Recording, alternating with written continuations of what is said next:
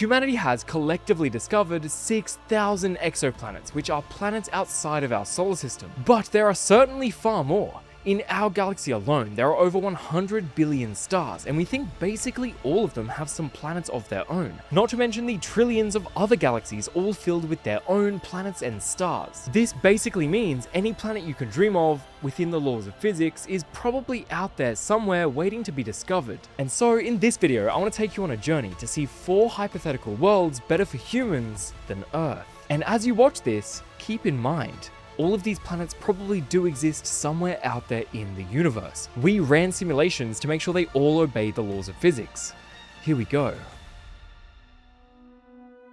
Our first stop on our journey might look pretty familiar if you're a fan of Avatar, because this world is the real-life Pandora, a habitable moon of a gas giant planet. This world is nearly the size of the Earth, but it's in orbit around a massive Jupiter-like planet. Under these conditions, anyone on the surface of the planet would experience about 80% of Earth's gravity. Our gas giant planet is located within its star's habitable zone, giving our Pandora world a lush and temperate climate. The habitable moon would be tidally locked to the gas giant, meaning just like our moon, one face will always stay pointed at the planet. Anyone living on the side that faces the planet would be treated to maybe the best view in the entire universe, a huge planet floating in their sky 24/7. And honestly, that alone might make this world better for humans than Earth, but the benefits don't stop there. Because the moon is tidally locked to the gas giant planet, the axial tilt will be stabilized for millions or even billions of years. This would prevent extreme seasons from making certain parts of the moon uninhabitable. There might even be some added tidal heating, essentially just increasing the moon's internal energy by the gas giant stretching and squeezing it. This tidal heating, if it's not too excessive, could drive geothermal activity enough to prevent massive supervolcanoes or horrible ice ages. It would take 10 days for our little moon to completely orbit the gas giant, and since it's tidally locked, this would mean a single day on this world lasts the full 10 days. 5 days of sunlight followed by 5 days of night. Interestingly though, nighttime on the near side of the moon would be illuminated by the gas giant. It would make the surroundings extremely bright, way brighter than our lousy full moon here on Earth. And are you ready for the best part? During this 10-day cycle, the moon will pass behind the planet if the system is aligned,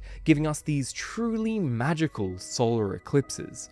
The stars would come out for a few hours as the moon is sent into a kind of midday twilight. Temperatures would drop, and this would actually be the only time that people living on the near side of the moon would get to see the stars, as during their normal night times, the shining planet in their sky would just be too bright, preventing them from seeing the universe. Can you imagine living on a world like this? They really are out there waiting to be discovered. I mean, just look at this picture. You probably think it looks like a blurry picture of the Earth, but really it's Titan, the largest moon of Saturn. Now let's go and check out our next planet. Life on our next planet will look pretty similar to here on Earth, a beautiful warm star shining in the sky. Everything would look the same. That is, unless you looked a little closer. If we zoomed in on our star, we would start to notice something strange. What's that? A black hole. Welcome to the Black Sun Planet, a world in orbit around a binary system of a star and a stellar mass black hole. The planet itself is exactly the same as Earth. The only difference is we are now bound to 2 huge bodies, the star and the black hole. The orbital dynamics of the system are pretty magical. The star weighs the same as our sun, and it's in orbit around a black hole with 10 times its mass. This means they do this unique orbital dance. Now let's zoom out.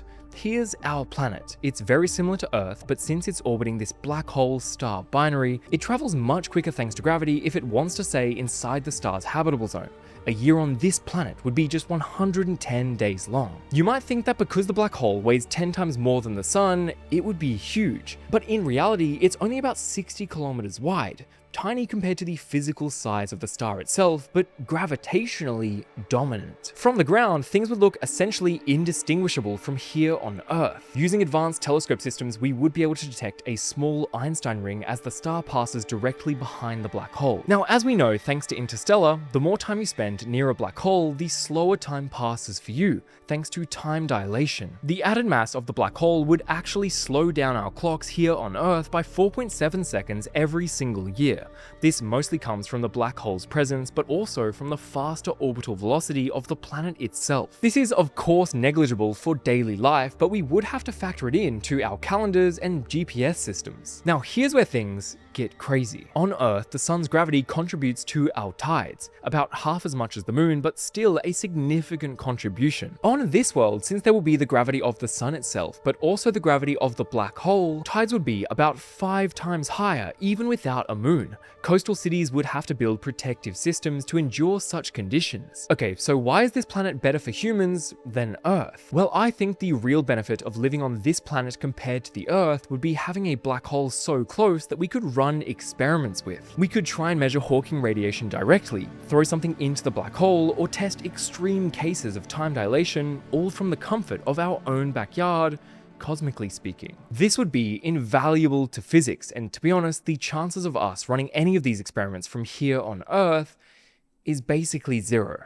Okay, just before I take you to the next planet, I need to thank the sponsor of this video, Incogni. Did you know that data breaches increased by 211% from 2023 to 2024? These breaches can put you at risk at having your personal information exposed online, an easy target for scammers. But thankfully, Incogni can help with that. Incogni can track down and remove your personal data from multiple sites, searching through online directories and commercial databases to clear your data. These data broker companies collect and sell your data without your consent. Some of the worst cases resulting in identity theft and scams. They have a fully automated removals process that strips your data from hundreds of data brokers, or they offer a custom removals feature where you can personally dig deeper. You can look through individual websites that might expose your personal information, submit it to them, and they will try and get it removed from almost any website given. Now here's the best part. If you want to take your personal data back, then sign up to Incogni today, and if you use my code AstroKobi at checkout, then you'll get 60% off any of their annual plans. You can click the link at the top of the description to check out their various plans, and thanks again to Incogni for supporting the channel. Now let's go visit an exoplanet. Our third system is very special. It contains 2 Earth twins orbiting a star. These 2 planets are equal in mass, and they actually share a single orbit around their host star. It takes them about 1 Earth year to complete a full loop. Once every 33 years, they will pass close enough to each other to switch their positions. This is known as a horseshoe orbit. At their closest approach, they will pass just 1.5 million kilometers away from one another, an amazingly close pass. Any closer and they would literally tear each other apart thanks to their gravity. And once they swap positions, they just continue on their journey, sharing their orbit, one slightly closer to the star than the other until they meet up once again in 33 years and swap back. Living in this kind of system would be so different to Earth. Imagine if every 30 years our planet came right up close to another Earth. We could send ships between them to trade goods and culture. Using our current propulsion technology, a journey between these 2 worlds would take about a week. And similar to our first planet, during these close passes, humans on each planet would be treated to a beautiful view of a huge world in their sky. The tides would also be roughly 5 times greater than normal thanks to the extra gravitational pull during these passes. It would also mitigate some of the existential risk we face here on Earth. If an asteroid comes today and wipes out life on our planet, humanity's story ends. If we had a sister Earth, we would continue on and rebuild. I personally think this is the main reason why these worlds would be better for humans than Earth. Safety and security, knowing you have a backup right next door. And while this sounds like a kind of exotic system, it would genuinely be stable for billions of years, and we've seen them before. Now, granted, we've not seen full exoplanet systems like this, but we have seen something that is gravitationally identical. Moons in orbit around Saturn. Meet Janus and Epimetheus, our solar system's very own horseshoe duo. These moons orbit just outside of Saturn's F ring and share the same orbit. They take roughly 17 hours to complete one single loop of the planet. Roughly every 4 years, the inner moon catches up to the outer moon, and their mutual gravity causes them to switch sides. The next switch is actually coming next year. So while this idea of twin Earths sharing the same orbit kind of sounds like a sci-fi movie, this is very real physics, and I would bet anything that worlds like this exist somewhere in the universe. Now finally, let's head to the 4th planet, better for humans than Earth. I've brought you to our last stop for a beautiful sunrise. But this sunrise is special because our final world actually orbits 5 suns. I know this sounds ridiculous, but the physics actually does work. Here's the setup. There are 2 stars a bit smaller than our sun in orbit around one another here in the middle. They are nearly close enough to touch, but it is stable.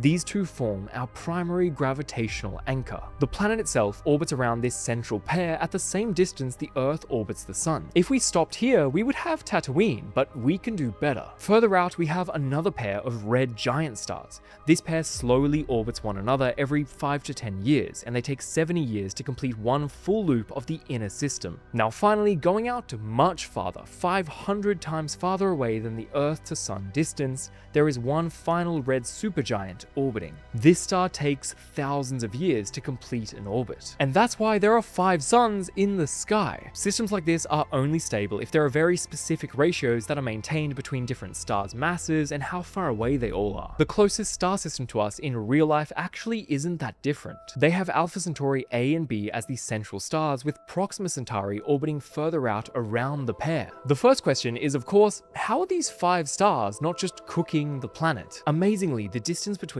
all of the stars and their stellar flux actually works out such that it receives just as much sunlight as the Earth.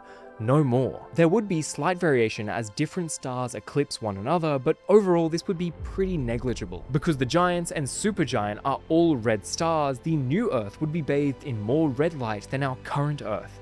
Photosynthesis would survive and potentially even cause plants to be biased towards appearing more red in color. But as you'd expect, nighttime on this planet would be pretty rare. They would go 8 years between completely dark nights. The rest of the time there would always be at least one of these stars illuminating their planet. This would give us the opportunity to have near continuous daylight bathing our solar farms, powering the new Earth. When you do go outside and look down, you could be treated to a view of multiple shadows, all overlapping and cast in different directions. Sadly though, the biggest downside is the stars are going to die soon. The red giants and red supergiant that orbit further out are relatively short-lived stars. These stars only hang around for a few million years before they end with a bang.